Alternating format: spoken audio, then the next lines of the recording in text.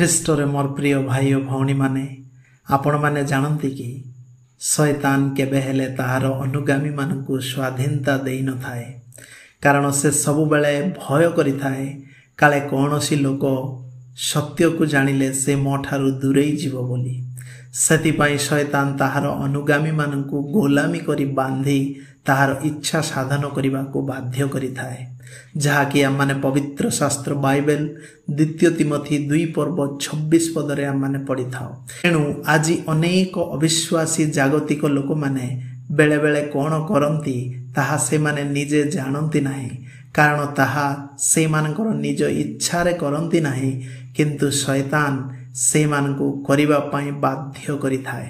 ସେଥିପାଇଁ ଏହି ଜାଗତିକ ଲୋକମାନେ ନିଜ ଭଳି ସମାନ ଭାବରେ ସୃଷ୍ଟ ମନୁଷ୍ୟକୁ ନିନ୍ଦା, ଅପମାନ, ତାଡ଼ନା, ପ୍ରତିରୋଧ, ଘୃଣା ଏପରିକି ହତ୍ୟା ମଧ୍ୟ କରିବାକୁ ପଛେଇ ନଥାନ୍ତି।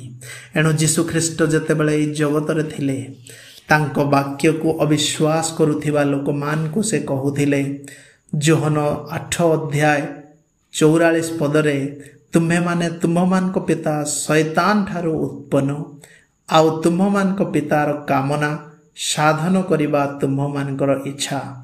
ସେ ଆଦ୍ୟରୁ ନରଘାତକ, ଆଉ ସେ ସତ୍ୟରେ ରହେ ନାହିଁ। ଯେତେବେଳେ ସେ ମିଥ୍ୟା କହେ ସେତେବେଳେ ସେ ନିଜଠାରୁ କହେ, କାରଣ ସେ ମିଥ୍ୟାବାଦୀ ଓ ମିଥ୍ୟାବାଦୀର ପିତା। ଏଠାରେ ପ୍ରଭୁ ଯୀଶୁଖ୍ରୀଷ୍ଟ ସେହି ଅବିଶ୍ୱାସୀମାନଙ୍କୁ କହୁଅଛନ୍ତି, ତୁମ୍ଭେମାନେ ତୁମ୍ଭର ପିତା ଅର୍ଥାତ୍ ଶୟତାନର ଇଚ୍ଛା ବା କାମନା ପୂରା କରୁଅଛ। ପ୍ରତ୍ୟେକ ଅବିଶ୍ୱାସୀ ଭାଇ ଭଉଣୀମାନେ ବାସ୍ତବରେ ଏ ଦୁନିଆରେ ସେମାନଙ୍କର ପିତା ଅର୍ଥାତ୍ ଶୟତାନର ଇଚ୍ଛା ବା କାମନା ସେମାନେ ପୂରା କରନ୍ତି, ଯାହାକି ଏ ବାକ୍ୟରେ ସମ୍ପୂର୍ଣ୍ଣ ଭାବରେ ଲେଖାଯାଇଅଛି। ଆଉ ପ୍ରଭୁ ଯୀଶୁଖ୍ରୀଷ୍ଟ ଏହି ବାକ୍ୟରେ ଶୟତାନକୁ କହୁଅଛନ୍ତି, ସେ ଆଦ୍ୟରୁ ନରଘାତକ, ସେ ସତ୍ୟରେ ରୁହେ ନାହିଁ, ସେ ମିଥ୍ୟାବାଦୀ ଓ ମିଥ୍ୟାବାଦୀର ପିତା ବୋଲି। ମୋର ପ୍ରିୟ ଭାଇ ଓ ଭଉଣୀମାନେ, ଏହି ଜଗତର ପ୍ରତ୍ୟେକ ଅବିଶ୍ୱାସୀ ଭାଇ ଓ ଭଉଣୀମାନଙ୍କର ନିଜସ୍ୱ ଇଚ୍ଛା ବା ସ୍ୱାଧୀନତା ନଥିବାରୁ ସେମାନେ ଶୟତାନର ଇଚ୍ଛାରେ ଚାଳିତ ହୋଇ ଆଜି ନିଜ ସାଦୃଶ୍ୟ ମନୁଷ୍ୟ ଯେଉଁମାନେ ସତ୍ୟ ଈଶ୍ୱର ପ୍ରଭୁ ଯୀଶୁଙ୍କ ପଛରେ ଚାଲନ୍ତି ସେମାନଙ୍କୁ ନିନ୍ଦା, ତାଡ଼ନା, ଅପମାନ, ପ୍ରତିରୋଧ, ଘୃଣା ଏପରିକି ହତ୍ୟା ମଧ୍ୟ କରିଥାନ୍ତି। କାରଣ ପବିତ୍ର ଶାସ୍ତ୍ର ବାଇବେଲ କହେ, ଏଫେସୀୟ 2:2 ଶୟତାନର ଇଚ୍ଛାନୁସାରେ ଜଗତର ସନ୍ତାନ ଅର୍ଥାତ୍ ଅବିଶ୍ୱାସୀମାନେ ଆଚରଣ କରି ପାପ ଓ ଅପରାଧରେ ମୃତ ଅଛନ୍ତି। ଆଉ ଶୟତାନ ଏହି ଜଗତର ଅବିଶ୍ୱାସୀ ଭାଇ ଓ ଭଉଣୀମାନେ ଯେପରି ଜୀବନ ପାଇବେ ତାହା କେବେ ହେ ଚାହେଁ ନାହିଁ। ସେଥିପାଇଁ ଶୟତାନ ତାହାର ଅନୁଗମନକାରୀମାନଙ୍କୁ କୌଣସି ପ୍ରକାରେ ସ୍ୱାଧୀନ ଦେବାକୁ ଚାହେଁ ନାହିଁ, କାରଣ କାଳେ ସେମାନେ ଯୀଶୁଙ୍କ ନିକଟକୁ ଯିବେ ଆଉ ଜୀବନ ପାଇବେ, ଯାହା ପ୍ରଭୁ ଯୀଶୁ ଯୋହନ 14:6 କୁହନ୍ତି, ମୁଁ ହିଁ ଜୀବନ ବୋଲି। ମୋର ପ୍ରିୟ ଭାଇ ଓ ଭଉଣୀମାନେ, ଏହି ସତ୍ୟକୁ ଯଦି ଆପଣଙ୍କର ସାଙ୍ଗସାଥି, ପରିବାରବର୍ଗ, ପଡ଼ୋଶୀ, କୌଣସି ପରିଚିତ ବା ବନ୍ଧୁବର୍ଗ ଜାଣିନାହାନ୍ତି, ଯାହାକି ଅଜ୍ଞାତରେ ସେମାନେ ଶୟତାନର ଗୁଲାମ ହୋଇ ସତ୍ୟ ଈଶ୍ୱରଙ୍କ ଠାରୁ ବିଚ୍ଛିନ୍ନ ହୋଇଅଛନ୍ତି, ଯେଉଁମାନେ ଈଶ୍ୱର ନୁହନ୍ତି ସେମାନଙ୍କର ସେବା କରୁଅଛନ୍ତି, ତେଣୁ ସେମାନଙ୍କୁ ଏହି ସତ୍ୟ ବାକ୍ୟକୁ ସେୟାର କରନ୍ତୁ, ଜଣାନ୍ତୁ, କାଳେ ସେମାନଙ୍କ ପ୍ରତି ଈଶ୍ୱରଙ୍କ ଦୟା ହେଲେ ସେମାନେ ଯୀଶୁଙ୍କ ନିକଟକୁ ଆସିବେ। କାରଣ ବାଇବେଲ କହେ, ପିତା ଯାହାଙ୍କୁ ଆକର୍ଷଣ କରନ୍ତି କେବଳ ସେହି ବ୍ୟକ୍ତି ବା ବ୍ୟକ୍ତିନୀ ହିଁ ଯୀଶୁଙ୍କ ନିକଟକୁ ଆସିପାରେ, ଯାହା ଆମ୍ଭେମାନେ ଯୋହନ ଲିଖିତ ସୁସମାଚାର 6:44 ଆଉ 65 ପଢ଼ୁ।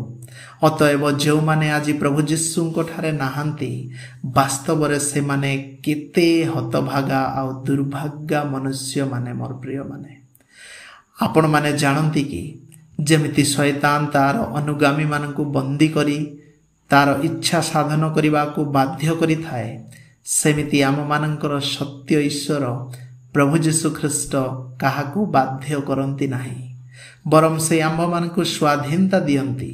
सैथिपाई जीशु ख्रीष्टंकर अनंत जीवन दृढ़ वाक्य शुणी अनेक जीशुंको पछरे चालुथिबा शिष्य माने जीशुंको छाड़ी चाली पलाई गले। जहा आम्भे माने जहन लिखित सुसमाचार 6 अध्याय 66 पदरे पढ़ी थाओ। ताहा देखी जीशु काले मते छाड़ी समस्ते पलई जिबे बोली डरी गले नाई मोर प्रिय माने। किंतु से तांको 12 शिष्य मानकु मध्य पचारिले, जो मानकु से निज सांगरे रहिबा पाई मनोनीत करिथिले, से मानकु से पचारिले, तुम्भे माने मध्य कोण मते छाड़ी चाली जीवाकू इच्छा करूअछ? जहाँ माने जहन लिखित सुसमाचार 6 अध्याय 67 पदरे पढ़ू। किंतु सिमोन पीतर ताहांको उत्तर देले, प्रभु आम्भे माने काहा पाखकू जीवा? आपणको पाखरे तो अनंत जीवन रो वाक्य अछि, जहा कि जहन 6 अध्याय 68 पदरे लेखा जाए। आउ आपण जे ईश्वरंकर सही पवित्र पुरुष, यह आम्भे माने विश्वास करिअछु ओ जानिअछु, जहा जहन 6 अध्याय 69 पदरे लेखा जाए।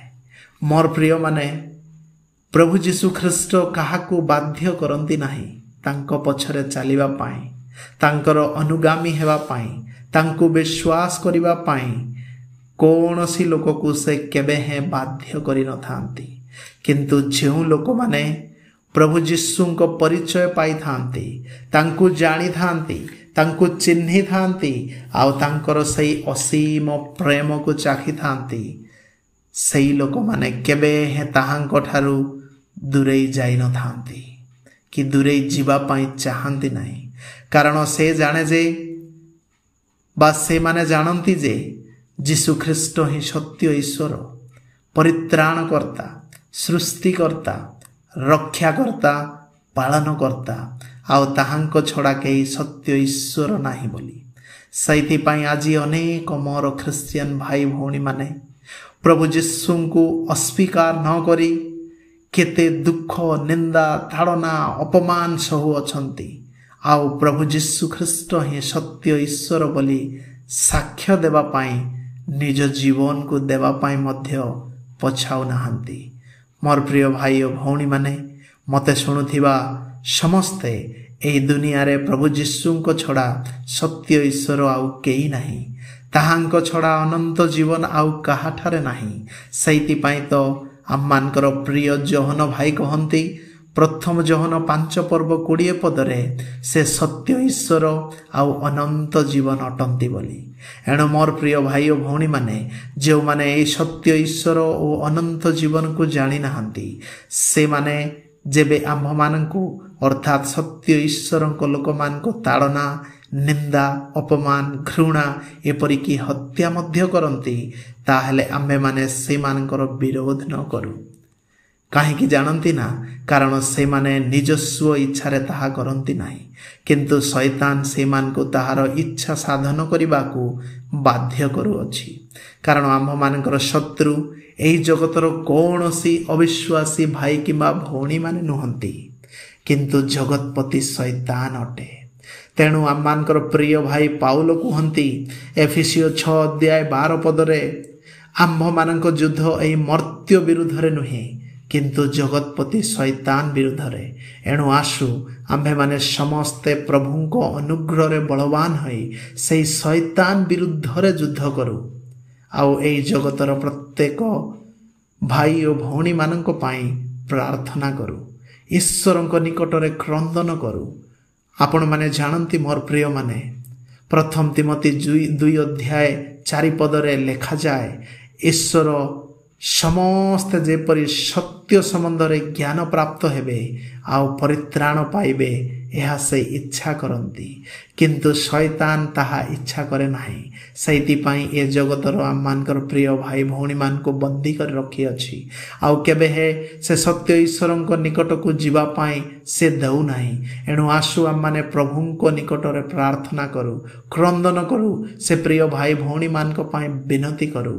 कारण प्रभुंकर दया न हेले, प्रभुंकर अनुग्रह न हेले, पिता ईश्वर जदि आकर्षण न कले କେହି ହେଲେ ଏ ଦୁନିଆର କୌଣସି ବି ବ୍ୟକ୍ତି ପ୍ରଭୁ ଯୀଶୁଙ୍କ ନିକଟକୁ ଆସିପାରେ ନାହିଁ। ଆପଣମାନେ ଜାଣନ୍ତି ପିତା ଈଶ୍ୱର ମୋତେ ଆଉ ଆପଣଙ୍କୁ ଦୟା କଲେ ବୋଲି ଆଜି ଆମମାନେ ପ୍ରଭୁ ଯୀଶୁଙ୍କ ନିକଟରେ ଅଛୁ। ଯଦି ପିତା ଈଶ୍ୱର ମୋତେ ଆଉ ଆପଣମାନଙ୍କୁ ଯୀଶୁଙ୍କ ନିକଟକୁ ଆକର୍ଷଣ କରିନଥାନ୍ତେ ତାହେଲେ ଆମେ କେବେ ହେଁ ଆଜି ଯୀଶୁଙ୍କ ନିକଟରେ ରହିନଥାନ୍ତୁ, ଯୀଶୁଙ୍କର ଆରାଧନା କରିନଥାନ୍ତୁ, ଯୀଶୁଖ୍ରୀଷ୍ଟଙ୍କୁ ଆମମାନଙ୍କର ଉଦ୍ଧାରକର୍ତ୍ତା ବୋଲି ଜାଣିନଥାନ୍ତୁ, ଯୀଶୁଖ୍ରୀଷ୍ଟ ହିଁ ସତ୍ୟ ଈଶ୍ୱର ବୋଲି ଆମମାନେ ଜାଣିନଥାନ୍ତୁ। ଏଣୁ ଏହା ପ୍ରଭୁଙ୍କର ଦୟା ଆଉ କରୁଣା ମୋର ପ୍ରିୟମାନେ। ଆମମାନଙ୍କୁ ସେ ଯେପରି ଦୟା ଆଉ କରୁଣା କରିଛନ୍ତି ସେ ଆମ ଅଞ୍ଚଳର, ଆମ ଗାଁର, ଆମ ବ୍ଲକର, ଆମ ଜିଲ୍ଲାର, ଆମ ରାଜ୍ୟର, ଆମ ଦେଶର, ସମଗ୍ର ପୃଥିବୀର ସମସ୍ତ ଭାଇ ଭଉଣୀମାନଙ୍କୁ ମଧ୍ୟ ସେଭଳି ଅନୁଗ୍ରହ କରିବା ପାଇଁ ଚାହାନ୍ତି। ତେଣୁ ଆସୁ ଆମମାନଙ୍କର କର୍ତ୍ତବ୍ୟ ଆମେ ସେଇମାନଙ୍କ ନିମନ୍ତେ ପ୍ରାର୍ଥନା କରୁ, ପ୍ରଭୁଙ୍କଠାରେ ଅଳି କରୁ। ପ୍ରଭୁ ସେମାନଙ୍କୁ ପରିତ୍ରାଣର ମାର୍ଗକୁ ଦେଖାନ୍ତୁ, ସତ୍ୟକୁ ଜାଣିବା ପାଇଁ ପ୍ରଭୁ ସେମାନଙ୍କୁ ଅନୁଗ୍ରହ ଦିଅନ୍ତୁ ଆଉ ଅନେକ ପରିତ୍ରାଣ ପାଇଁ ପ୍ରଭୁଙ୍କ ରାଜ୍ୟରେ ପ୍ରବେଶ କରନ୍ତୁ। ପ୍ରଭୁଙ୍କର ମହାପବିତ୍ର ନାମର ଗୌରବ ଆଉ ମହିମା ହେଉ। ଆମେନ୍।